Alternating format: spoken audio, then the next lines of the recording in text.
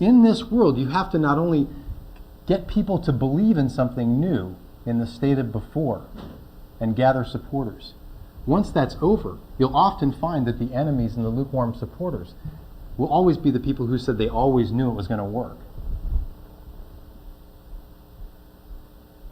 So when faced by this, if Julia's starting her company and she wants to make it into a company that also has some very specific social objective, which getting rid of used TVs and making money with that could be a very good social aim. What do the people do who create these kinds of businesses? Now, what I showed you here is something that you're going to have to do anyway if you're just trying to start a normal business.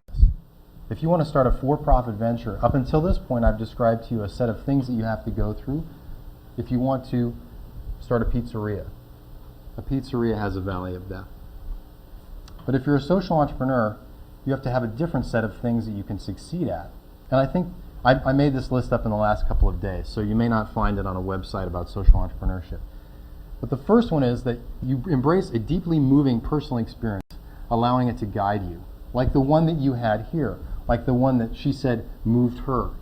You allow these exchanges in life to affect you.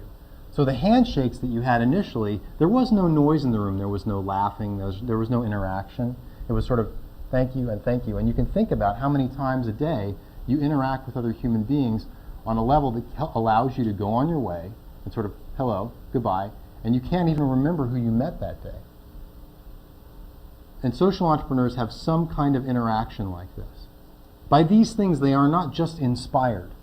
They are inspired to act. They choose action over talking, over discussion, over conferences. They do. They understand the relationship between their ego and the mission that they talk about, the mission they pursue. And that relationship as orbital and earth should remain the same.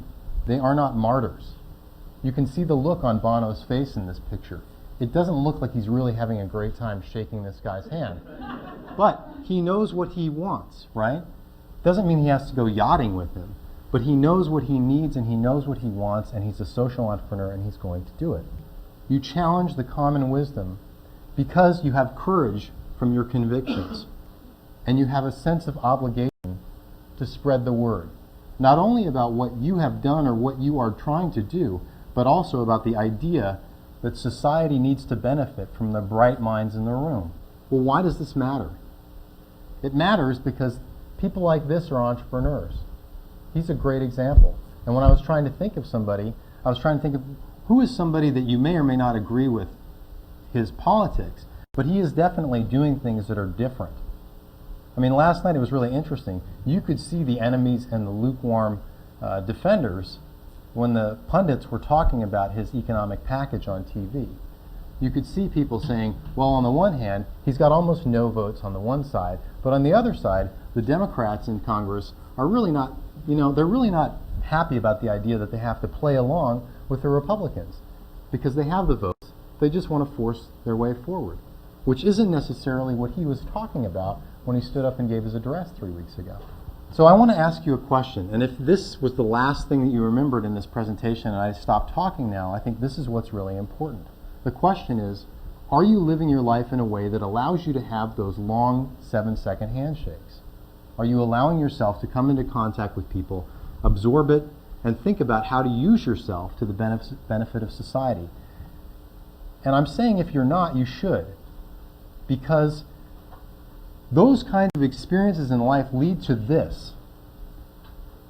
And I am not a big smiler. And so I think, you should think about, are you living your life in a way that goes beyond your spouse, goes beyond your kids and your grandparents? Are you part of your community, and what are you doing to make a difference?